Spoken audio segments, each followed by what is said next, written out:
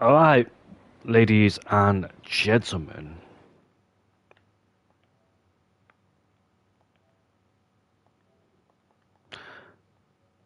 Good evening, ladies and gentlemen. Welcome back to SFR because we're moving on to the Hungarian Grand Prix now and coming to the season. Momentum has been built in season 19. It's really started to build now. Last week at the Baku Grand Prix, we saw a huge storyline moment as Nico Rosberg returned to SFR after a long time away and immediately delivered, taking the race wing in his hands for a comeback statement drive. And behind him, it was another race where Fireblaze was very, very good in performance and composed, bringing home once again P2 and continuing what has been a super consistent start to the season. 3 podiums in 3 races, and Veloci ran off the podium in P3, which is big for the Championship 5 because it keeps it nice and tight towards Hungary. But here we go at the Hungaroring. And we'll see what happens here at this 18-minute qualifying session. Of course, there's 12 drivers here tonight, so not the attendance we expected, but we've got some newcomers here, so let's announce the newcomers. So welcome, Kick, and welcome, Lucas, the 2 new drivers here, as Nico Rosberg's left the session, and he actually is gone. So basically, if he returns back to the lobby, he will be able to take part because it's considered as retired. I'm not quite sure what the glitch is, but unfortunately for him, he is out of qualifying before he even started, so Nico Rosberg might have to do last to first.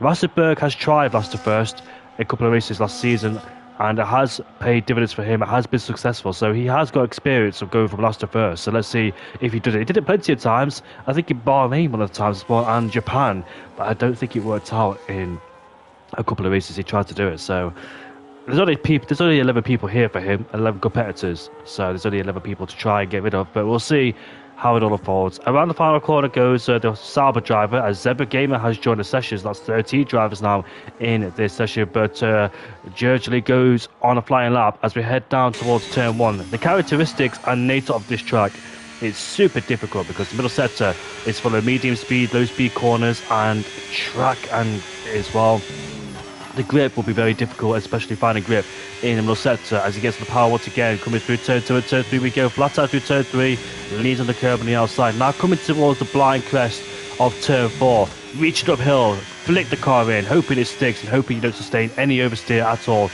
This track was first introduced back in 1986, and sometimes it has produced some good racing in the past. It's a decent track, it's not too bad, but it has been boring in the last couple of races. I think, who was it? Lando Norris or Oscar Piastri was the one that won the Hungarian Grand Prix last season. I think it was Norris because Oscar Piastri was hunting him down, but Norris managed to hold on.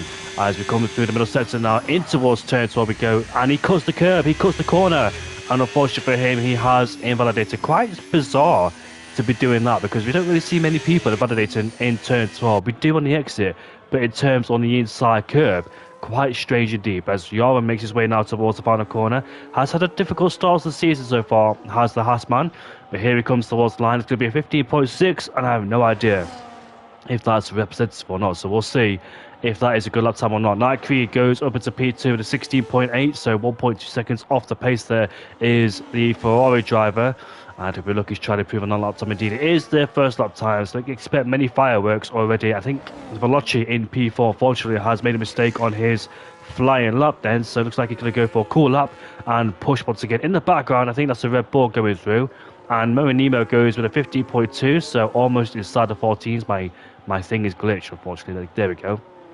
So here comes Fireblaze around the final corner, and let's see what the Dutchman could do. He crossed the line now. It is a 450.3. Daniel, I appreciate you so much. He goes P2. Thank you so much, Daniel, for commentating last week. I know I put you in a very peculiar situation during the last minute, and you did a very good job, mate. So thank you very much. I appreciate your hard work and effort. I know you had to rush home because I think you're in your van, but I really do appreciate all your hard work and effort. Chris goes up to P4 with a 16.645 behind Joran by a second. Mattia is now on a flying lap in the Williams, and Mattia has been a regular top 10 finisher as well in the past, as he has a little bit of a moment in towards turn 1, doesn't he? He just can't see, the car just seems a bit reluctant to turn in. But turn 2 and turn 3, upshifted to 4th gear as we're coming through turn 3. I am doing last to first, says Nico Rosberg. Oh, sorry, I thought you left the session, Nico. I thought you had that glitch where you left the session, and it just yeah, counted you as out. So I do apologise. I wasn't really paying attention, but yeah, my apologies. Nico as Matty there classes the curve on the inside, and ultimately, as a result, has ruined it. But he's still going. It is his first lap time, so might as well get a banker and a reference point there as well. As Ayub goes up into P2 with a 15.3 behind Moenimo, two former teammates in the Ferrari last season. Now first and second place with a 15.3, and guess what? Look at that. Look how close it is between Fireblades and Ayub. About 5, 6, 7, 8 thousandths of a second. As Kick is on provisional pole. The Dutchman making his debut. It's the McLaren 1-2. And what a statement indeed. Who's that going backwards? That's Lucas. Lucas has gone backwards there in the Williams. As we see Matty now go up into P9 in the Williams with a 17.5. And we'll see the Williams drive ahead back in the pit lane. So he was on a flying lap, judging by his EOS status. And he made a big whoopsie in the final corner. And Alex Albon, if you remember, crashed back there in 2019 in the Toro Rosso Honda. I do believe he finished it maybe inside the points in that year. I'm not quite sure, don't quote me, but I do know he had a big battle with Danny Kvyat when they went side by side through turn 1, turn 2, and turn 3 and turn 4, and it was Alex Albon who came out on top that day. I think it was Hamilton who won in 2019 because Verstappen went to the one-stop strategy, Hamilton did the 2, and Hamilton chased him down for the victory as Max Verstappen took pole. I remember that day clear. I remember that as clear as day because I remember where I was. Basically, I was at my uncle's house and I was so desperate to watch it. Unfortunately, I couldn't watch it at my uncle's house because he's not really interested in F1. And I don't really see my uncle a lot because he lives far away. But I went to see him, and all I thought about was watching the race. And I was desperate to get back home. I was trying to avoid spoilers on my phone. And we spent a long time at my uncle's house, and my mates were spoiling the race results, so I couldn't go on my phone either. And as soon as I got home, watched the race, and yeah, what an interesting one that was as well between Hamilton and Verstappen that day. I think Vettel finished in P3, didn't he? Not quite sure where Gasly finished because I know in 2019 it was spectacularly a great year for him in the Red Bull. But here comes the Sauber now towards the line. He goes, DRS wide open, and it's going to be a 15.2. He's on pole. He's on pole position. What a lap time there from the Kick Sauber jersey. I wasn't expecting that at all. Caught me off guard. It caught me by total surprise, and he puts it on pole. What a mega lap time there from the Kick Sauber, really showing his mettle and his strength, and we'll see if that transpires through this rest of his qualifying session. But he's found time, and he did it as well. Great lap time there from the Kick Sauber. I thought for 1 second the lap time wasn't that spectacular because he made a mistake through turn 1. I wouldn't say mistake, it's just the car was a bit reluctant to turn in. Didn't seem to have the front end grip. Yarham flying through turn 4, coming through 5 now, this right-hander, which is very, very tricky and difficult, especially on the curve on the inside as he races his way through this chicane. Hop, skip and jump over the chicane, get back to the throttle and make sure you don't clatter it too much as well. Oh, look at that, it takes a lot of inside curve there. You take a lot of risk, especially in this little sector, because you want to take a lot of curve, but the precise, accurate amount as well, because if you don't, you end up spinning or lose the back end of the car. I think Hamilton lost the back end of the car back in 2011, didn't he? And he had a penalty after spinning in the direction of Paul Di Resta. Paul Di Resta as well made his debut back in Williams in 2017, when I think, who was at the time? I can't remember who it was, but Yara makes his way towards the final corner. DRS wide open for him. Let's see what he could do. He goes 15.2. Do you know what? 15.2 for 4 drivers. That is a bunched, compact grid, and it should be got to be a good race. Lucas on his debut here in SFR. Let's see what he could do as he now climbs towards the top of the hill. For those who don't know him, he is a very quick driver, super quick indeed. He has taken multiple race wins and victories in the past in other leagues as well. So expect him to be a contender, expect him to be a challenger, and we'll see how he does on his debut. He hasn't had much practice, so I'm not quite sure how he is around here, but judging by the way the car is flowing around the corners, it seems like he's got the car hooked up to a certain degree.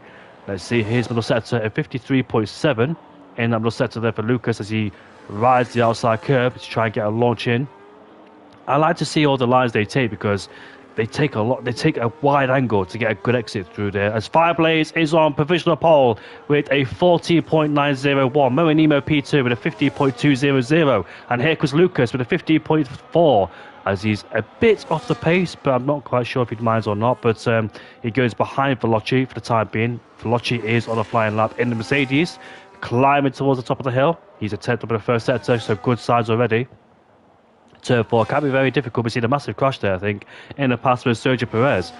And who else crashed there? I think a lot of people have crashed there before in the past as the back of the car seems all squirrely and loose there for Veloci as he is trying to absolutely push it through that middle sector there where he can find the most time in these twisty part of the track. I have mixed opinions about this track.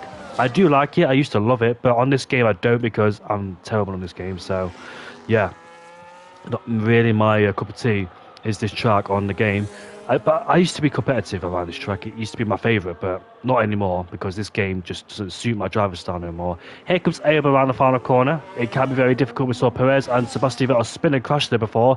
As we see Abe go up into P6 and does improve, but unfortunately not his positioning then. As we can see, the tail end of the McLaren driver all squirrely there too, as Moenimo, his teammate, back in the pit lane. Still on board with Kate to see what he does.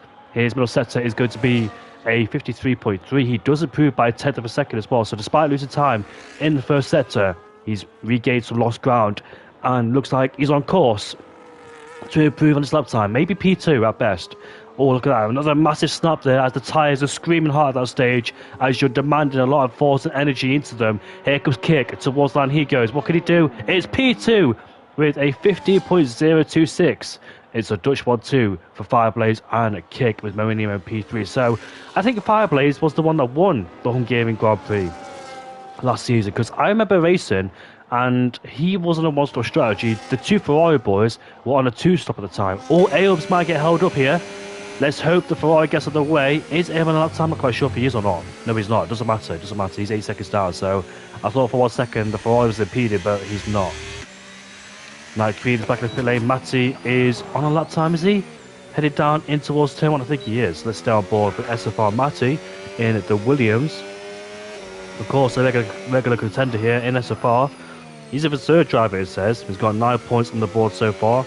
Good race back in Austria and Azerbaijan as well. Scoring some decent points is the Williams driver. And we'll see what he could do in this first sector. I think he's a bit hesitant going to the first sector there. We saw multiple adjustments on the steering as we head through turn 6 and turn 7 and 8, I think it is, this corner. A bit bogged down because he upshifted a bit too early there, Matty, so lost a little bit of speed going through that middle part of the track there. So there's something that he could change on his next flying lap. He's still going, by the way, still going on this flying lap, not giving up just yet. 5/10 of a second. He improves. Does Matty as he heads through this slow speed corner as we go. And it's all about patience, isn't it? You really don't want to overdo it through this corner because all the hard work can be undone at that particular part of the track. As he makes his way now towards the final corner he goes. Once again being patient on the throttle as he makes his way towards the line. It's going to be a 17.0 for Matty. Stays in P11. On board with the Kickstarter who backs off. So he's not overly satisfied with that lap time. So every single driver barring Matty is in the pit lane, and Zibra Gamer, who is joined relatively late, is in P11 and was P12, sorry. Let's see what he could do on his flying lap. But so far, provisional pole belongs to Fireblaze. He finished P2 behind Nico Rosberg in Baku. Nico Rosberg took an astonishing victory, defending from Fireblaze on the final lap to take the victory. And you'd think that Fireblaze was the one who was in the best seat in the house to win the race after being in the DRS race with Nico Rosberg. But Nico defended really well against Fireblaze. Moenimo, I think, was P3 at the time. Or I think it was Veloci Jr. who was P3. Yeah, it was. It was Veloci who was on P3 at the time. But the top two in the championship have been on the podium every single race so far this season. But Ayoub in P6, that streak could come to an end because I don't think this is one of his strongest tracks. Can Fireblaze win around here like he did last season because he defended beautifully against both Ferrari drivers? Both Ferraris were on a charge last season in terms of Moenimo and Ayoub because they were both converted to a two-stop strategy and they had blistering pace. How do I know? Because I was in the race myself. I was looking for a podium here in Hungary last season and I thought I'd get it, but the guys in the two-stop strategy just beat me to it, just pit me, and we were left hanging out. But Knight Creed then, I think it's his first appearance here in SFR in Division 1. So Knight Creed, Zebra Gamer, Kick, Lucas, new drivers here in Division 1, filling in for the seats. Heading down in towards turn 1, goes to Ferrari, opens up the DRS. We've seen people spin in the past 2 at the exit of turn 1. And I've done it myself as well, because sometimes you can get a bit too greedy on the throttle and end up lighting up the rear tyres as he flies through turn 2 and turn 3 we go. Nice and flat out through there. Knees on the coming outside. Nice and easy coming towards turn 4, which can be very difficult indeed. You carry so much speed through there, but unfortunately it validates and has a bit too much speed. It's one nice swoop of the steering wheel you want to take through there. You can't be hesitant. You can't be scared going through turn 4. You got to have full commitment and hope and trust your car sticks with it too. It's a combination with setups, trust in yourself as well to see how you do in that middle sector as we go towards the end of the first sector. It's going to be a 26.9 for Joram. And we see a lot of preference points as well. We're seeing a lot of people take it through 5th, 6th and 7th gear. My preference point is 6th gear through there. I really love to crank the steering in and carry as much speed as I can through turn number 4. But it's just so easy to make a mistake anywhere on a flying lap around here in the Hungary ring. Such a small circuit, but still technical and difficult and full of downforce as well. It's like Monaco without the wall. It's like a go-kart circuit in some aspects. But Joram is a 10th up in the middle sector, which could put him in the radius of Moe Nemo and Gergely. But we're about to find out as he makes his way now towards the final corner. He goes, kept it nice and clean. What's his reward going to be as qualifying will come to a close very shortly? He comes towards the line. It's going to be P3 with a 15.1. Mega lap time there for Joram. But will it stick? Will it stand? Will he be P3? It looks like Kick is going for another preparation lap, it seems, in the McLaren drive. I can't imagine Kick making a mistake in turn 1. If he did, then that's not too bad, because if you make a mistake in turn 1, tyre life is not too high around there, and obviously you can save the battery as well. Whereas it's more brutal if you make a mistake in a middle last sector, because your tyres obviously take a lot of wear, a lot of punishment, and your battery as well.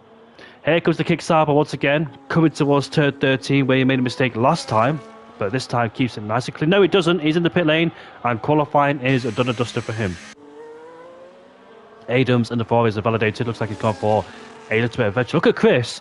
Chris is 7/10 up in the middle sector. What can he do in the Aston Martin? He was almost on pole in Austria 2 weeks ago, but here he comes towards the line. It's P8 there for the Aston Martin with a 15.6. Lucas is on another flying lap. Where's all my competitors? Kick is coming towards 13. Fireblaze is an absolute flyer so far. The man looks in form. Looks like he's the one that I think he made a mistake. He's backed off. Fireblaze is backed off. I thought for 1 second that time was good enough, but he's backed off and there's nothing he can do about it. That's the end of qualifying for him. Where is Vocio Jr.? He's down at P6. He's coming through turn 2 right now. Up towards the hill he goes. Is this going to be an improvement in the first sector for him? No, it's not. So many drivers in this qualifying session seem like they're struggling.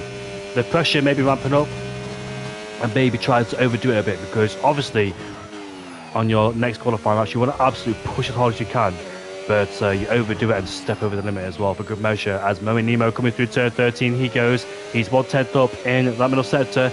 Could he be a challenger for pole position as he heads around the final corner on the power once again with DRS wide open? What's it going to be for Moe Nemo in 50.0? And he is P3, but Kick is 9th up in the first sector. He goes on his debut for SFR. Can he take pole? Look at that, a 10th up in the middle sector. Let's see if he's a challenger for pole position. And this could be his closest rival as he makes his way now towards turn 13. Takes a very high line going through there, carrying the speed. The back end of the car seems a bit reluctant as he makes his way towards the final corner. He goes, keeping it nice and clean on the power once again. Is this going to be pole for Kick as he makes his way towards the line? Yes, it is! Kick on his debut has taken pole position around Hungary with a 40.880, and that is pole position for the debutant here in SFR.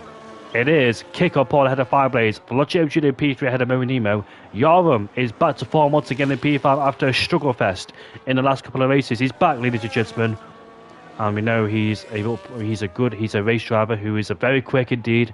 Has taken multiple wins and podiums. Gergely P6 ahead of Lucas on his debut. And that should seal the deal here for Hungary. That is your classification for the qualifying session here. And we move on to the 35 lap race around for Hungary. It could be a boring one, but we'll see. We see DRS trains forming up every single time, but it is Kick up pole ahead of Fireblaze. A up is in P3 ahead of Moe Nemo. You're in P5 ahead of Jurgen in his Kick Sauber, Lucas in P7 ahead of Chris, Adams 9th ahead of Matty, Night Creed, Zebra Gamer, and Nico Rassenberg, the man who won the Baku Grand Prix last week, is P13. Both racing bulls start in the back of the field. If I recall correctly, Nico Rassenberg did retire the last time he raced in Hungary. He made a couple of mistakes. He had the pace, but made too many mistakes, and therefore retired from the race.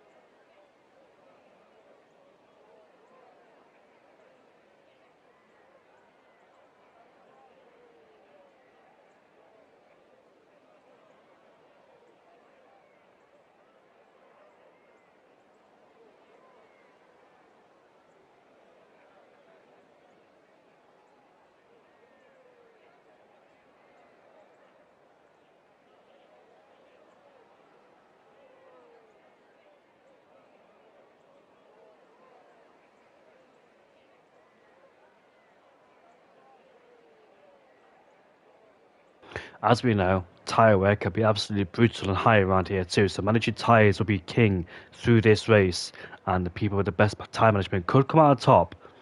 We saw Velocio Junior Morinima had to do a two-stop last season, and it didn't end well for them. So let's see if they learn from their lesson last time.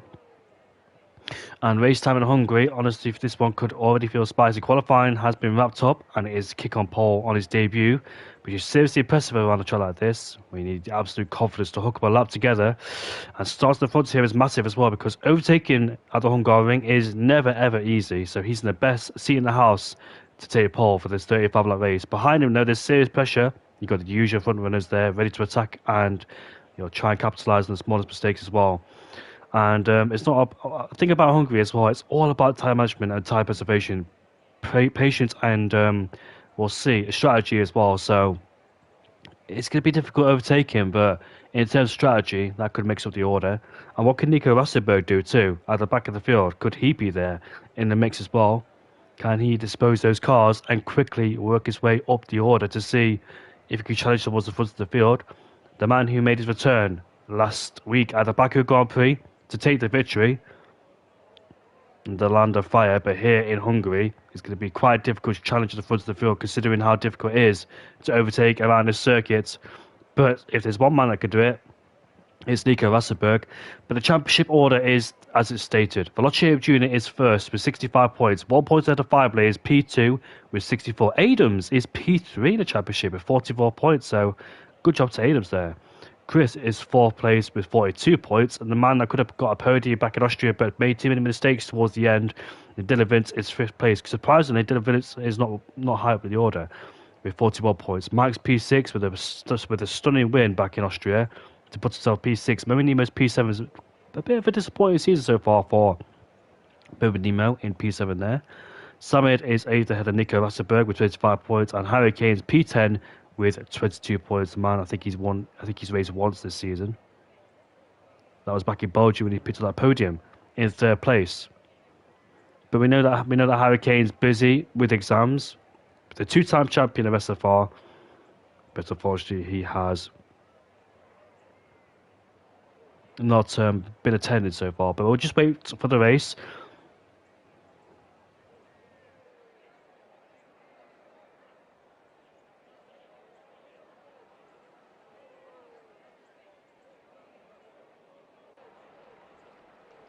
obviously the formation lap will begin. Not many leagues introduce the formation lap, and that's why I panic, because sometimes in other leagues they race immediately. But in this one we do have the formation lap, and we can see the tyre compounds in this race then. So the mid compound tyre, the mid-range tyre, is applied to majority of people. Lucas, Matti and Nico Rosberg have chosen the hard compound tyres, and they're going to take them a long way in the race, and we'll see if their strategy pays dividends in later on in the Grand Prix. It could be a two-stop, but ideally it should be almost a strategy. We know tyre preservation and management is going to be a factor in this race, so we're going to see some time management in the first part of the race, and not many people will attack either, so we'll see if that happens or not.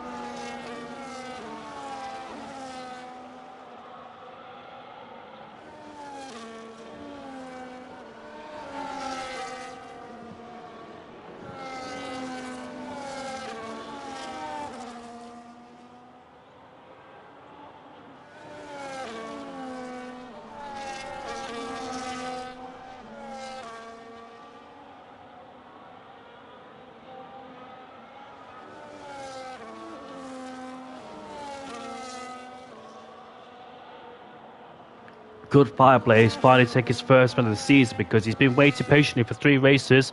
He's came second best twice, back in Baku and Austria. He lost to Mikey's teammate, he lost to Nico Rosberg, and he lost to Velocio Jr. That's 3 times in a row he's lost to somebody, just like season 17. But Fireplace, we know, a wise old fox, a competitive driver. He's in the long run for a reason. He usually benefits in the long run.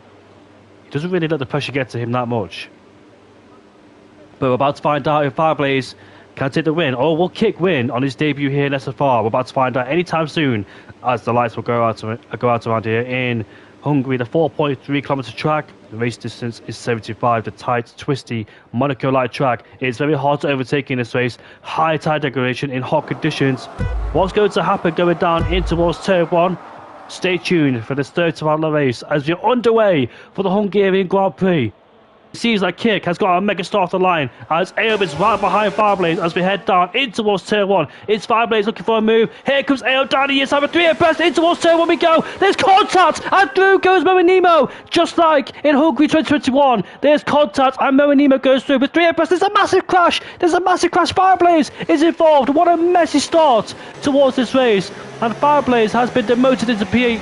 The dream start watching for him has disappeared, but Kick still remains in P3, but Aob right behind. Here comes Aob down the inside in towards turn 3 we go, side by side as Kick goes off the track. He's trying to hold in there. Aob is trying to go all the way on the outside, gets pushed to the curb, slightly too. Kick is not giving up as we head down in towards turn 6 and 7 we go. It looks like Kick stays in P3 for the time being, but 3 abreast in towards turn 1, 3 into 1 never goes at the Hungarian Grand Prix. And what a shame for our championship protagonist of Fireblaze to be dropping down the order. And the first time either Fireblaze got caught up in an incident in lap 1, and it's a shame that's happened to him. He was trying to keep it cool, not to go too far towards turn 1, but Aob made it 3 abreast for some reason. I'm not quite sure why he did that, but he's unscathed from that so far. Nico Rosberg goes up into P7 on the hard compound tyres. Watch out for him. He'll be a massive factor towards the end, or in this race, it must be said. But Moenimo, just like Esteban Ocon, he sees the competition wiped out in front of him and he goes through. And he'll be licking his lips now. He could be now the main person to win this Grand Prix, the main person to be in control. As look at that, the Kick Sauber, Gergely's up into P2. Both McLarens are P1 and P3. But what a dramatic chaotic start that was. The track opened up like Moses on the sea for Moenimo in first place. A dream come true for him. He just saw the carnage in front of him, saw people in the foreground make mistakes to go out wide, and he took advantage. Aob, Kick and Fireblaze were all connected, made contact, and unfortunately for Fireblaze, he's suffered the worst out of all of them in P10. What a horrendous start for Fireblaze in 10th place there as well. He'll be absolutely gutted. He'll be so frustrated to see that happen. He can point fingers, but I'm not exactly sure who to point the fingers at, because it happened so quickly. So let me go back to the first lap of the race to see or determine what happened there, because it happened so quickly indeed. But not... Oh, he goes off the track, does Aob. He goes off the track. He's lost a lot of time too for good measure. Has he broken his wing? No, he hasn't. So he's just suffering with massive understeer through there, and he's lost the DRS towards Kick now. So it is Moanimo who leads this race. Josie in P2, Kick is in P3, and Velocio Jr.'s P4 ahead of Zebra Gaming, who's made up a lot of places. Adam's right behind the two for good measure. The two racing bulls are there in 5th and 7th. Here comes Adam down the inside, in towards turn when he goes. Nice lunge up the inside. Can he make it stick? And he does, with the DRS wide open. He goes through, but the racing bull not done just yet. And here comes Nico Rassenberg trying to go. Oh, contact between those two there, as he tries to go back down the inside in towards turn 2. But luckily, both of them come out unscathed, and Nico Rassenberg now goes up into P6. So he let his teammate go, but Zebra Gaming was not ready to give up just yet. Now Nico has been released. He's up into P6 on lap 3 already in this race. He made up 7 places already from 13th to P6, and he's right behind the Ferrari man. Adams will feel the force of Nico Rassenberg right behind him, who's on the hardcore powered tyres. But I want to go back to the start of the race to see what happened there. Kick is struggling to stay within the DRS range of Jursley P2. I think Fireblaze is still going on that broken wing he has. Let's see if Nico decides to go for a move. No, he won't. I think he might bide his time and be patient. Just wait for the DRS. There's no need to make crazy moves. He knows he's got the pace better than Adams, so might as well make the move in towards turn 1. Adams is P3 in the championship after being consistent so far this season. But Nico Rassenberg rounds the final corner with the DRS wide open on the racing ball. This should be a textbook move from him with the battery deployed. He goes to the right side, breezes past the forward driver. He goes up into P5, and now can set his sights on the Mercedes, who's struggling. And in the background, Yarum is scopping away the racing ball. The racing ball is dropping down the order, unlike his teammate who goes up the order. So it looks like Zebra Gaming is starting to lose a bit of ground so far in this race. But Fireblaze, has he got damage? He has. Look at the damage he has on that car. Massive amount, which is going to hinder his performance through this race. But Kick is right at the back of Jursley. He lost the lead of the Grand Prix after taking pole position, but now looking for some payback and some looking for some lost ground as well. Yeah, I'm not quite sure. It was a bit. I think Fireblaze was being cautious. Kick was being cautious because Kick, unfortunately, was the innocent victim as well. He left a lot of space on the outside towards turn 1. He didn't really turn in too sharply. I don't think he knew that there was somebody else on the inside there. He probably thought Fireblaze was the only driver down the inside towards turn 1. But yeah, it was a very risky move indeed, and unfortunately for them. Let's rewatch it again. Unfortunately, there's no replays, but Kick is right behind the Kickstarter, so if he wants to win this race, he has to get past him now and try and catch his teammate for the win. Here comes Kick. It goes to the left-hand side and takes away P2. That's a textbook move indeed. As we see in the background there, Nico Rassenberg has been released. He's up into P4 ahead of the Mercedes driver, who seems to be dropping backwards and losing pace. Nico Rassenberg has been released into P4. We know that every single Fireblaze is pitted then on the hardcore powered tyres, confirming it's the two-stop strategies. Nico Rassenberg wobbles out of turn 2. The question is now, though, can Kick hunt down his teammate? The gap is 1.5 seconds. We know Kick is very strong, a very quick driver indeed, is the McLaren driver. So let's see if he can bring that down. The problem is, though, he's got Nico Rassenberg on a charge, who seems to be very, very quick on those hardcore powered tyres at this stage of the Grand Prix, from P13 to P4 in 5 laps, which is a remarkable performance and pace there from the racing bull driver. Meanwhile, his teammate seems to be going backwards instead of forwards. He's dropped down to P9 now, so that's a shame for him. But the Kick has brought down the gap for 1.2 seconds already in the race. So nice performance from Kick, slowly reeling in his teammate Moanimo for P1. As we head around the... Oh, look at that massive snap for Moanimo. He lost the car, the exit the final corner. And that has cost him sincerely as well in this race, because now his teammate has been brought back in contention. The Kick is in DRS range, and Moanimo could definitely start to feel the pressure now after having a massive wobble at the final corner. Has unfortunately ruined his good work. And we see Jarl go up to P6 ahead of Adams now.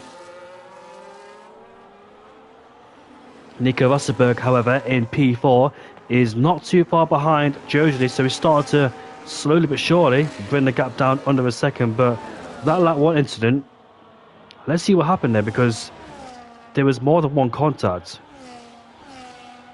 So it looked like it was the Williams who made contact with Fireblaze, because it was side by side, but I'm trying to see which Williams it was. So Fireblaze has a Williams alongside him. I think the Williams was Lucas, the one he made contact with. So Fireblaze got caught up in the first lap incident twice with kick and A-up in towards turn 1. Poor Fireblaze, trying to be cautious, but unfortunately got caught up. He was like a filling in the sandwich. There was no way he could go at all. Then all of a sudden, the Aston Martin goes off the track. As we've had back up over kick in the McLaren. But here comes Nico Rosberg gaining on the Sauber. There is nothing the Sauber could do. That sinking feeling. And therefore Nico Rosberg goes up into P3. Nice progression. P30 to P3 in 7 laps for the German driver, who's on an absolute charge and looking for his second win in a row here in SFR. He was being hunted last week, but he's hunting these guys this week from starting in last place. And I think that Zebra and Chris have swapped places. Look at this, 3 abreast there, in towards turn 2. We saw already that 3 abreast does not go well. And Chris and Knight go through. He's going side by side with the Ferrari driver now in towards turn 2. He goes up towards P10 with a nice move at the inside there, forcing the move after he lost it towards Zebra. But Kik and Mo and Nemo now are together for first and second place. What are these two going to do? Are they going to scrap it up for first place? Are they going to work together to try and keep Nico Rosberg at bay? Because Nico Rosberg is on a charge, so will Kik use the DRS to back of his teammate to protect himself against Nico Rosberg? He knows Nico Rosberg is fastly approaching himself and his teammates, so will they work together, keep within DRS range of each other, and hold back Nico? As we exit the final corner once more, as Kik has the DRS on the back of his teammate. Will he try and take the lead immediately? He's used the battery. Here he comes, in towards turn 1. Mo Nima goes defensive on the inside, forcing Kik to go around the outside, in towards turn 1. Mo Nima moved very late there to prevent his teammate from overtaking, as Kik has a massive wobble on out of turn 1. I don't think it's the wise thing to do to fight, especially at this stage in the race where time management is absolutely essential and key. Because in the first stint, it's all about settling down and managing your tyres, but these two going at it for first and second place. Mo Nemo goes off the track, and you see these two side by side in the breaker zone. Chris just gets ahead of Zebra. He lost the place before, now he gains it back. He goes back up into P9, does the Aston Martin driver. So we just saw a glimpse of these two fights for first and second place. Mo Nemo was defending aggressively against Kik. These two don't know each other, for those who are wondering, so hence why these two are not working together, it seems, in this race. They want track position, which is very key in this race, because staying behind somebody in a turbulent air can be very, very massive indeed. I'm going back towards lap 1 because that lap 1 incident was chaotic. It reminded me a bit like 2021 when Lawrence Stroll, Leclerc and Ricciardo crashed in turn number 1. Here comes Kik on the back of his team at moment. This time doesn't go defensive, and Kik takes the lead of this race. But Nico Rosberg is there in the background. I can sense a chance of winning this race. Veloce Jr. gets past the Kik Sauber. He goes up into P4. He goes a bit deep in the breaker zone, but should have the DRS to protect himself against the Sauber, which he does do. And he goes up into P4. So where's Fireblaze? Fireblaze has rejoined in P13 on a new set of hardcore powered tyres. The only thing that can go well for Fireblaze, the only thing that can bring back his race alive, is a safety car. What a massive shame for Fireblaze in P13. We talk about sometimes this man can be unlucky. He deserves to win a championship. He deserves to win races, but it just doesn't go well for him. Whether it's the lack of aggression or just bad luck in general, the wrong strategy, this man sometimes just can't catch a break, and today is one of those days, really. But what's very important for him, knowing it's a championship battle, is staying in the race, because a safety car could happen.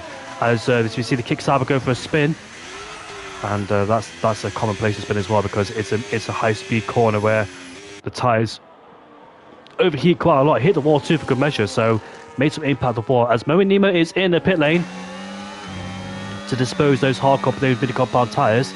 That's quite early in the race to pit, so it could be a two-star strategy for Mo Nimo, as Yarm's pitted too for good measure. So Nemo, A-Up and Yarm are in the pit lane to put on a new set of hardcore powered tyres. It could be medium hard, because we know the medium powered tyres is not really particularly a favoured tyre around here, which degrade quite a lot in this race as well. Lucas goes up into P3. I think he's just overtaken Adams for P3 as well. So we start to see some early pitters in this race. The chessboard, the pieces on the chessboard are starting to move. let's see what Kick does. Will he respond on the next lap? Will he decide to elongate his first stint to go on a one-stop strategy?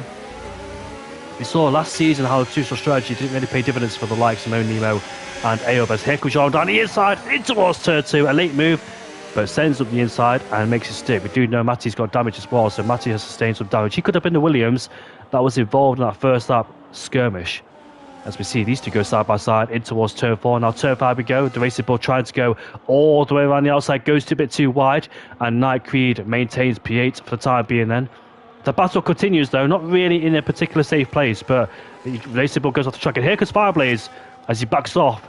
He's blocked in there, but gets past one of them at least. Who's that in the background as well? That's a Hatter Yarum who's trying to go through side by side with the Racing Bull as well. Yarum has just came fresh out of the womb. Sorry, fresh out of the pits. As here comes Fireblaze down the inside in towards turn number 12 we go. Force the Forest to go wide, and Yarum goes through too.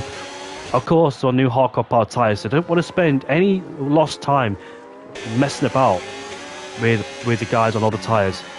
Meanwhile, Kick and Nico Rassenberg, the battle for first place is shaping up, but we know Nico Rassenberg is on better hardcore power tyres, so the inevitable will happen soon, unless Kick decides to pit, but Kick is losing so much time against Nico Rassenberg. This surely is almost a strategy for Kick, because he'll be definitely undercutted now by his teammate and Ayob. So is he looking to go for what's a strategy around here in Hungary?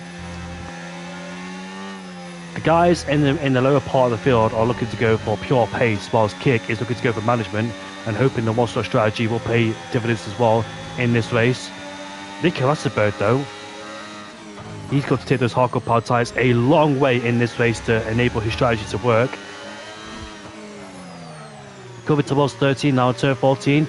Nico Rassenberg was super close to the last lap. Kick once again extends on those mid-car power tyres. As we now head towards the final corner we go. Nico Rassenberg is in the wheel tracks of Kick. Kick gets a good exit though out of the final corner. Defends the inside line, tries to put the slipstream. So Nico Rassenberg this time is not close enough. But I don't think he'll go for a dive bomb in towards turn 1. He knows he's on the better car power tyres, so there's no need to try and send lunge up the inside towards turn 1. All he needs is a clean textbook overtake and breeze past him. There's no point squabbling in the braking zones as Ayob sets the fast lap of the race on his new hardcore powered tyres. It could be a two-shot strategy for him in this race. This time last season, people pitted on this lap 11, 10, 11, to go for a two-shot strategy. So I think it could indicate that these guys behind are doing a two-shot strategy. Mo Nemo's right behind Adams. Where is he? That's the wrong driver. Here we go, on board with Mo Nemo behind Adams. In the Ferrari driver, also probably looking to do the one-stop strategy in this race. Mo Nemo needs to dispatch him quickly though, but he's getting caught up in the wrong place at the wrong time. When he go down the inside, he backs off for the time being. They're being very smart, being very cautious. Doesn't want to play any games with the Ferrari driver. Doesn't want to get caught up in some silly incident or tangled up in the middle sector. But he's losing so much time. Mo Nemo is swapping lines there to try and see where he can overtake. Maybe down to turn 12. If he can get a good exit out of turn 11. Here he is with the battery side by side. And he goes down the inside in towards turn 12. Oh, Sauber off the track again. That's Jurgen who's spun in a turn 5. His race to go from bad to worse, unfortunately, because he was doing such a good job. Here comes Nico down the inside in towards turn 1. I don't think Kick can do anything about it. I don't think Kick should fight this because he knows that Nico is on the hardcore power tyres, but still he's going to scrap it out with the Racing Bull as we head down in towards turn 2. Surely Nico has the advantage with those hardcore power tyres, but Kick's still there on the inside. But Kick this time has to concede defeat and remain in P2. The inevitable was going to happen, but Kick tried his best to try and stick with it as much as he can. Laps 30 out of 35. When is Kick, Adams, Zebra decide to pit on the hardcore power tyres? You think that the one-shot strategy is surely in shape for their race, because there's no point doing a two-shot strategy for them because it won't work. They won't have the laps, they won't have the time to do so. We definitely know Mo Nemo and Veloci are doing a two-shot strategy. Now Adams is under pressure from the Mercedes behind, as Adams is looking to try and go down the inside, but not on this occasion. Do you know what? It is absolutely frustrating.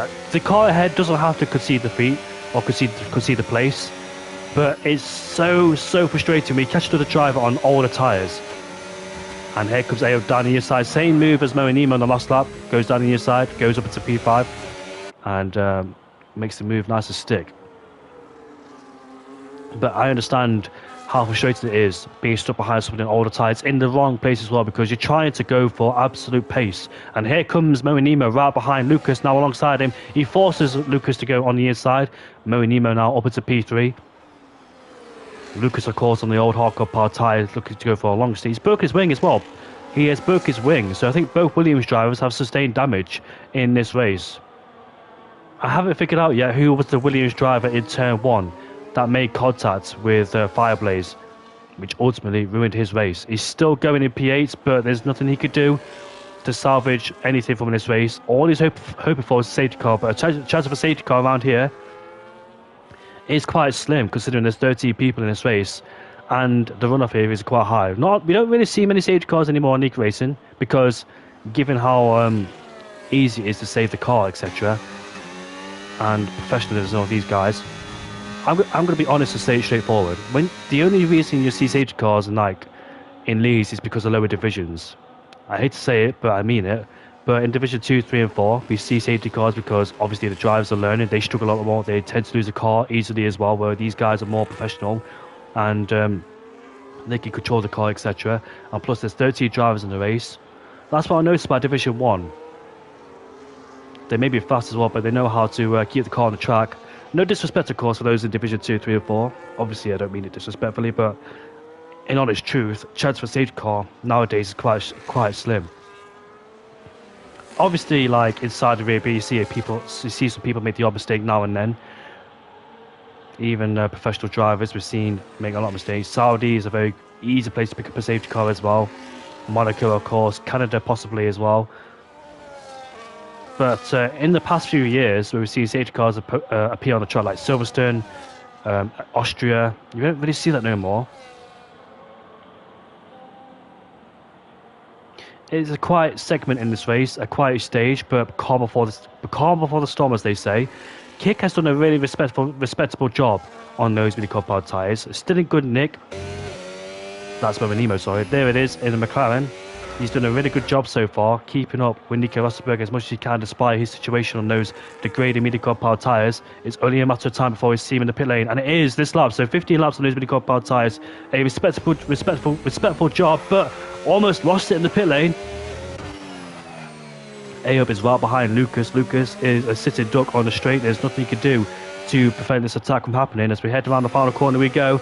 This should be an easy move for Ayob, and there's no reason for him to stay behind him before turn 1, on lap 16. Here we go with the DRS wide open. Lucas is going defensive. Which way would he go? Down the inside towards turn 1. Would he go out wide? He does. Here goes Lucas back down the inside, but surely with the better traction and better tyres, he gets past him with the DRS open. And Ayob is up into P3. Kick has rejoined in P6, but he is going for the one-stop strategy. So let's see if it pays dividends. I'm not quite sure which strategy is better. Do you know what? The one-stop is better in terms if you can manage the pace. So I've seen it before in certain scenarios where people on a one-stop strategy, they have really, really great time management indeed, and still consistent pace. But for those people who drag it out on a one-stop strategy on old tyres but can't keep up with the pace and lose a lot of time, that's the reason why the one-stop doesn't work. But sometimes people are really good at setting consistent time, maybe not quick times, but consistent, and the tyres, the pace has not a massive drop off either. So let's see then what happens in this race. Moenimo and Ayob are probably going to have to pit again, unless they can take their hardcore powered tyres towards the end. Might be a bit of a stretch. We're halfway in towards this race, and Nico Rosberg leads ahead of Moenimo by 9.7 seconds. Ayob in P3. This is the kind of race I expected, because it's like a one-stop versus two-stop strategy. We don't really see much overtaking in this race, given the nature of this track and the difficulty. Not many battles so far in this race. So it's quiet before the storm happens. Kick is right behind Yaram on his new hardcore powered tyres. It's very important for him to dispatch him immediately. Can't afford to be tangled around and stuck behind him.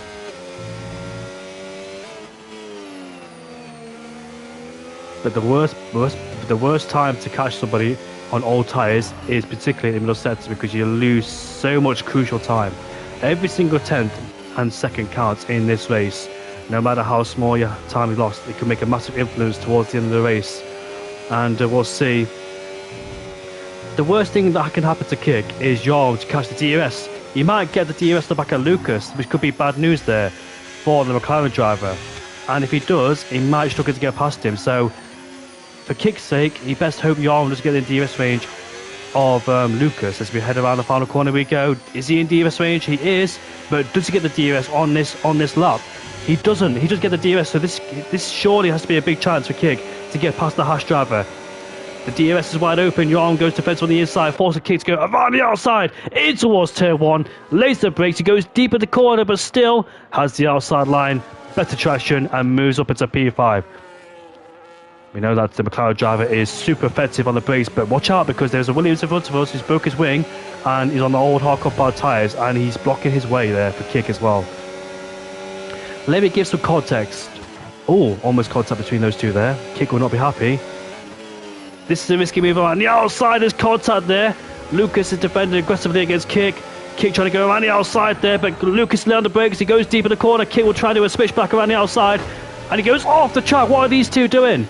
As Kick trying to complete the move, but Lucas not having any of it, and finally gets past him. As Ayoub gets a 3-second tablet as well to upset his race. But let me give some context about Lucas and Kick. So Lucas and Kick are teammates elsewhere in a different league, and those two, they work beautifully against each other. Every single race they're always working really well in harmony together, orchestrating strategies and winning races too. Kick is a champion in that league, and it's really weird to see them fight because they work well. They work so well together. They comply with team orders and they gift each other the win. Sometimes Kick lets Lucas win, and sometimes Lucas lets Kick win. And here comes Jarl around the outside towards turn 1. Makes the move sticking P5. But of course, they're not teammates in this league. Oh, Jarl almost lost it. Massive wheel spin at the exit of turn 2. And here comes Lucas now. Down the inside he goes, but surely Jarl has this place covered. But like I was saying, Lucas and Kick work well in harmony together. And they're champions in a different league. Is Kick and Lucas as well, who is a very strong contender.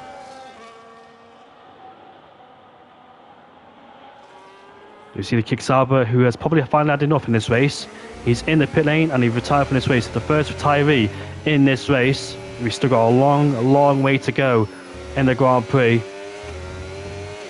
So Moe Nemo is hunting down Nico Rosberg on his old hardcore power tyres. You know Nico Rosberg is going to the mediums as well. So can Nico Rosberg win this race with his new Nico power tyres? It will be absolutely sensational if Nico could take another victory here in Hungary for his second win in a row. A driver who has got a bad reputation, let's not disclose, well, let's not forget to mention, because I know that a lot of people don't really like Nico. He is super quick, but he makes funny decisions, let's just say. Very bizarre, funny decisions. He is well known in the community, in the esports community, but for the wrong reasons. And they're not bad reasons, it's just that he likes to jump esports teams a lot. He likes to go to different teams. It's a well-known factor as well, so I don't think you mind me saying that, because it's a well-known thing. Plus, it has been exposed before in the past. But if it wasn't for his bad reputation, he is a very, very quick, resilient driver indeed. 5 lays there in P6, just hoping that a safety car comes out, but unfortunately for him, that's not going to happen. I think he's got one more pit stop to make as well, because those hardcore power tyres are 15 lap old. His race was ruined on the first lap, but the main important thing for him to do is keep going, because he needs the points. Because given how we've seen how the championships have been so close in the past, every single point matters, no matter how small or big it is. So he's got to keep going. That's the main thing. I know he's bored. I know he's frustrated, but he knows himself that it's absolutely essential to pick up every single point, which will matter in the championship later on this season. Kick is 1.6 seconds behind of Vlotchev Jr. Moe Nemo is catching Nico Rosberg too. How late is Nico decided to leave on those hardcore power tyres? What's the gap between him and Kick? Gap is 9.2 seconds, so he's got a lot of catching to do. because Mo Nemo is almost a full ahead pit stop ahead of Nico Rosberg. Nico Rosberg has got to make up a lot of time towards the end, essentially almost a full pit stop time. I'm not quite sure if Nico Rosberg is going to win this race, to be honest with you. I've seen miracles happen before in the past. But of course, that's the risk you take from going hard to medium, because you've got to take the hardcore power tyres a long way in this race. And Matty there getting all out of shape. Oh, a puncher for Matty. Matty has got a puncher. 19 hold. Hardcore power tyres. How are these hardcore power tyres holding up for Nico Rosberg? Doesn't look too bad, but he could be in range of a puncher soon. Matty's gone for a spin in the final corner. It's Mr. Pit Lane entry has Matty. Nico Rosberg is in the pit lane to get rid of those hardcore power tyres, as Matty's been disqualified from this race for going the wrong way. Oh, he almost made contact there as well. Luckily there it goes. But here comes kicking around the final corner. DRS wide open for the McLaren driver. The last time these two met on track, it was contacted towards turn 1, but this time it's clean as Kit goes up into P2. It's McLaren 1-2, but who is going to win this race? Mo Nemo, Kick, or Nico Rosberg? We're about to find out very, very soon in this race to determine the winner. Mo Nemo's looking for his first win of the season. Kick is looking for his first win of his debut, and Nico Rosberg's looking for his second win in a row. From Baku to Hungary, two completely opposite circuits. Low downforce setup is required at Baku, but on the other hand, high downforce setup is definitely required here at the Hungarian Grand Prix. I am absolutely hungry as well. I've got a takeaway which is right next to me, but obviously I can't eat it, so I'm going to be glad when this race is done and dusted indeed. We've got different strategies. We've got split strategies between the two McLaren drivers, so they're going for alternate ways. By Kick was doing a one-shot strategy. Mo Nemo, what are Mo and Nemo going to do? Because 13 laps plus 12 is 25. That's a long way to go on the hardcore power tyres. That is a mighty long distance. I don't think... Yeah, look, Ayo's in the pit lane. Ayo is in the pit lane, which pretty much confirms my theory. Because I didn't think that Mo Nemo or Ayo will go to the end. And Jarman's in the pit lane too. So that's a definite two-star strategy for those two. So Nico Rosberg gets released up into P3. Nico Rosberg was about to overtake somebody too, because he had the DRS open in his rear wing. So Nico Rosberg's main target now is kicking P2. That's his biggest threat. The gap is 10.1 seconds. The difference in tyres is 6 laps between those two. The challenge is on. The hunt is on. Kick is at turn number 5, or Nico's turn number 2. Which one of those two is going to win this race? I wonder. How are those mini compound tyres going to hold up? Because we know the distance range of those mini compound tyres is not really that great in this race. We know the tyres degrade heavily as well. So when Nico Rosberg does, or if he catches up towards Kick, will the tyres hold up and make the distance? They should make the distance, but in terms of peak grip, those tyres will be dropping off, and therefore the advantage will go towards Kick way as well. The hardcore powered tyres are so durable as well and so effective. But these mid-core powered tyres, they're fragile. Once they reach the point, they go off. So Mo Nemo is in the pit lane. So it's just down towards Kick and Rosberg to decide who will win this race. The Dutchman versus the German driver. And we'll see which one of those two end up first. Jarman gets a second attempt in this race as well for good measure. Running down in P9 for the time being. Fireblaze is just ahead of him. That battle boiling down between those three. Lucas, Fireblaze and Jarman. Adams is doing a good job so far. Running in a lonely race down in P5. Adams might have a bit of company towards the end because he's got drivers behind him on fresher tyres. So Adams' race is not done just yet. It might be quiet for now. The company will shortly be arrived as well. Nico Rosberg has taken a full second out of Kick's advantage. The gap is 8.1 seconds. Nico is putting in some stonking times here. He needs those qualifying laps to get the gap down and overtake him. My only problem is for Nico is that when he does catch Kick, how will the tyres hold on towards the end? Will the tyres drop off and therefore Kick will have the advantage back, and Nico might have to suffer in the last part of the race? Because 11 or 12 laps is doable on mid-core powered tyres, but like I said, the absolute peak grip of those tyres will be gone. 11 laps left to go in this race. It's not really been that much action in this race other than lap 1, but still, it's been a good one to watch and analyse what's happened in this race so far and understand if the 1-stop or 2-stop is better. Do you know what? In terms of the 1-stop or 2-stop being better, it just depends how you manage your tyres and how you manage your pace, really. It depends on your setup, it depends on your driver's style as well. If you've got a smooth or aggressive driver style.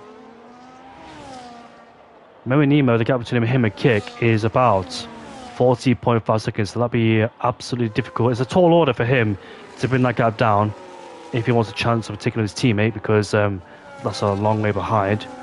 Gap is 6.4 seconds then, so Kick can start to feel the pressure on his shoulders very soon, with Nico Rosberg on an absolute charge.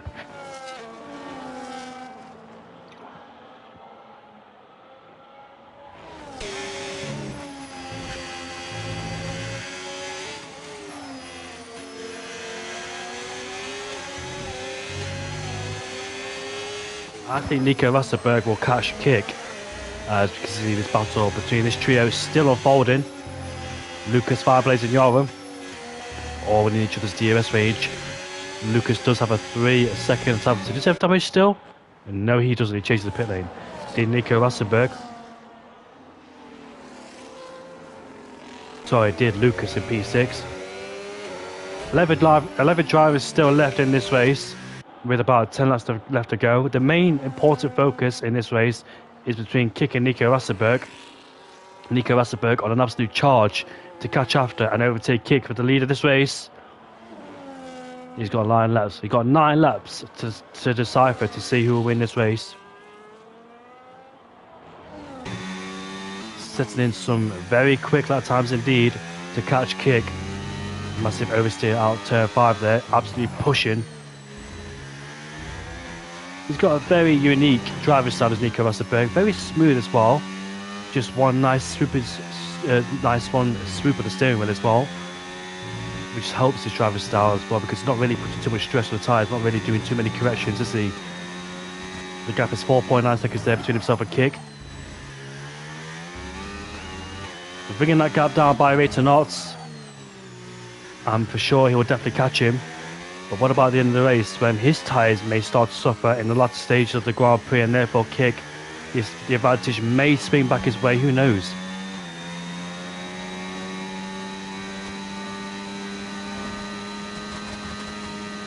Moe Nemo P3, he took the lead of the Grand Prix, didn't he, in turn 1, when the track opened up for him after seeing his rivals collide, and he went up to P1. But unfortunately for him though, the 2-stop strategy was good enough to be P3. Oh, massive oversteer out of turn 1 there, turn 2. Massive wheel spin kicked up, and that's not going to do his tyres any sort of favours at all, is it? You don't really want thermal degradation, because it just causes you massive slides as well, especially in the midsection of the track, where the tyres will ultimately feel it a lot. Lucas has dropped down into P8. Oh, he's spun out of turn 1 there with the DRS open. And that pretty much sums up the Dutchman's race indeed. Unfortunately for Lucas, I really hope he doesn't cause any sort of purposeful crash, because we want to see the climatic end towards the race between Kick and Nico Rosberg. Yes, a bunch of the pack, but the strategies in this race has been played out so far, and we want to see how it ends. Yeah, Lucas's race, unfortunately for him, has gone from bad to worse. Look at this, they've caught up to Adams. Like I said, Adams is now under attack from Fireblades and Yoram for P5. I think the inevitable will happen for Adams, unfortunately for him. I think Fireblades and Yoram will get through. His best hope is P7, I think, because Chris is quite far behind in P8, although on a new set of hardcore pod tyres. You know what, Chris has been quite quiet in this race as well, not really been involved in much action so far, but sometimes you need a quiet race. But Adams then will have 2 cars right behind with the DRS wide open. First of all, it's Fireblades. Let's see Fireblades get this move done and dusted as we head down towards turn 1.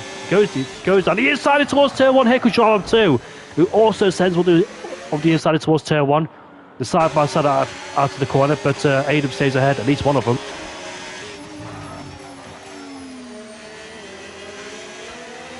What Yoram wants to do is get past the Ferrari so he doesn't lose the DS towards the Red Bull driver. But here he goes, out of turn number 3 we go. This is a risky move. Surely not around the outside towards turn 4. No, he doesn't. He had to back out of that one indeed. could have risked contact or collision there, but Adams is starting to lose his tyres a little bit. Here goes Jarl now up to the inside in towards turn 6, and surely this move is done. Yes, it is. This move has been completed, and he goes up into P6, but he has lost the DS towards Fireblaze, and Fireblaze may have the chance to break free and pull away from Yoram. But Yoram on those really compact tyres might have the advantage to bring that gap down and get under a second and still put the pressure on him. 6 laps left to go in this race. Nico Rosberg is hunted down Kick. The gap is 3 seconds, so it's only a matter of time before he's right to the back of the tail of the Dutchman for first place. That sinking feeling for Kick probably started to happen, knowing that your chance of winning the race is getting slimmer and slimmer by seeing that Racing Bull enlarge in your mirrors, coming at you at a rate of knots. But the only hope for him is that those mini compound tyres will drop off. That's his only hope. We'll see if that does happen. Will these tyres be in a knife edge towards in the Grand Prix, or has Nico Rosberg got it covered? I know these mini compound tyres maybe start to suffer a little bit, but not too much. There's still some grip left in those mini compound tyres, but the peak performance have definitely dissipated for him. But still gaining again on Kick in front of him, which is not too bad indeed. What can Kick do to defend against Nico Rosberg? He'll try everything in the book to defend against Nico Rosberg. But I must say though, if Kick can defend against Nico Rosberg, the more he can defend, the more he can spend, make Nico stay in P2, the better for him as well, because it makes Nico Rosberg's tyres worse and worse and worse by defending against him.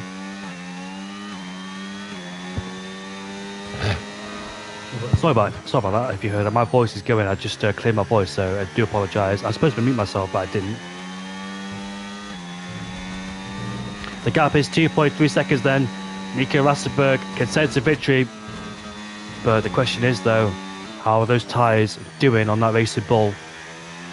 Kick's tyres should be good nick, but in terms of Nico Rosberg, could be coming towards the end of their performance. The maximum we saw on the hardcore powered tyres is about 22 laps in this race. That's when we see the hardcore powered tyres start to drop off. So Kick's about a few laps away from that. We saw Matty get a puncture, didn't we, on lap 21 or lap 20? Nico Rosberg is almost there, but he is running out of time to catch after Kick. Fireblaze, however, a great recovery drive because he hasn't really lost any points towards Ayob. Yes, he's lost about 2-3 points, but still, I thought Fireblaze would finish in last place after the circumstances he's been put through in the race. As we see there, contact between Lucas and Sebert, and Lucas trying to go around the outside, gets off the track, and there's contact, and they're both in the grass together. And yeah, they're just banging wheels, etc., hanging on to each other. We don't really need any sort of controversy right now in this race or any type of safety car. Nico Rosberg is 1.6 seconds behind, gradually gaining on the Kick in front of him, almost in DRS range. And here goes Lucas now in this middle sector, trying to look for a move down the inside towards 11. He goes, but backs off for the time being. The fight for the lead will happen very shortly between Nico and Kick.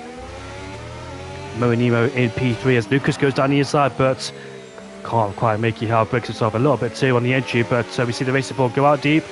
Kick backs off, or Lucas backs off because he wants to DRS the back of the Racing Bull. So very smart there from the Williams driver to have a high IQ on that one. What's he doing? Right behind him right now. As the Racing Bull goes defensive on the inside. Here comes Lucas down the inside in towards turn 1. Does he make it stick this time? He's taking very weird lines, I must say, is Lucas. Banging wheels once again with the Racing Bull. Looks like he's got some sort of agenda against him. He should have got the move done right now, but he hasn't. So maybe playing a bit of games there with the Racing Bull of Zebra. Lucas there up the hill towards turn 4. Can't quite make the move stick again. Here he is, trying to go around the outside. Surely not. Yes, he does. Nice move there from Lucas. He goes up into P9, but he lets him through. Yep, definitely mind games going on there. Maybe he's a bit bored. Maybe he wants to hang around with a bit with the Racing Bull. I mean, fair enough, but don't make contact with him. If you're gonna mess around with him, don't make contact with him. Just be nice and clean with him. Don't push him off the track. Don't barge into him. Don't crash him out either. But yeah, just try and keep it nice and fair on the limit as well. This could help Nightcreed be brought back into contention. He's there in P11, so it could help him in terms of this battle there. But it looks like Lucas is starting to aggravate Zebra as well. If I was Zebra, I'll take him out by now. Obviously, don't do that. I'm joking. But here goes Lucas once again with the DRS open in towards turn 1. Takes a very acute line going towards turn 1, but I presume he'll let him back through. Oh, don't do that! Oh my goodness me! Come on, Lucas. We are much better than that, man. Don't be doing that at all. Yeah, I'm not quite sure why. Not quite sure why he's done that, but back towards the front. Nico Rosberg, however, is struggling to get in DRS range. Maybe his tyre life now is starting to suffer massively in this race. The gap is 1.6 seconds there. I think that these tyres are done for Nico Rosberg, and maybe Kick has survived the threats, has survived the wrath of Nico Rosberg approaching him, and this could help him win this race. The charge for Nico Rosberg has been absolutely monumental, but unfortunately for him, his tyres are done. Absolutely finished. And who's that going off the track? That's the Ferrari driver. Who is that Ferrari? It's Nightcreed who is off the track there. He's letting people through.